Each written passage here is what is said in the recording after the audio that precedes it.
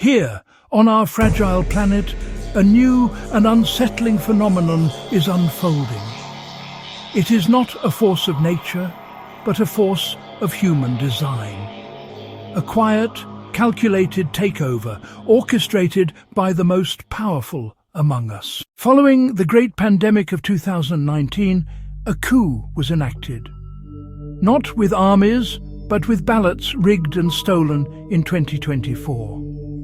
Power, the very levers of nuclear and monetary supremacy, was seized by a cabal of the far right, traitors to their own democratic experiment. They have pledged their solidarity not to their people, but to foreign despots, eager to transform a republic into a theocracy of their own making. And to achieve their ultimate goal, population control, they have begun to dismantle our very defences.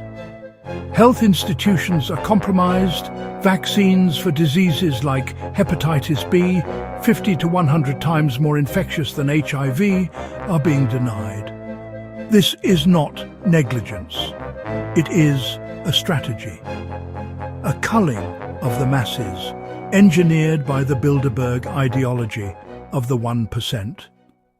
The plan is brutally simple. Eliminate the poor, the disabled, the innocent, all those who stand in the way of a new world, governed only by the corrupt and the wealthy.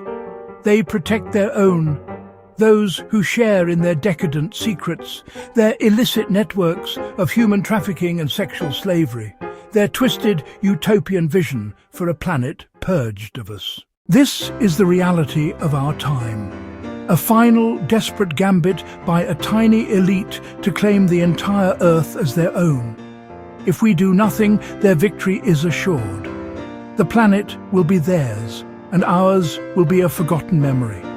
But if we act, if we stand together and expose this truth for what it is, we can yet stop them. The future is not yet written. It is ours to claim.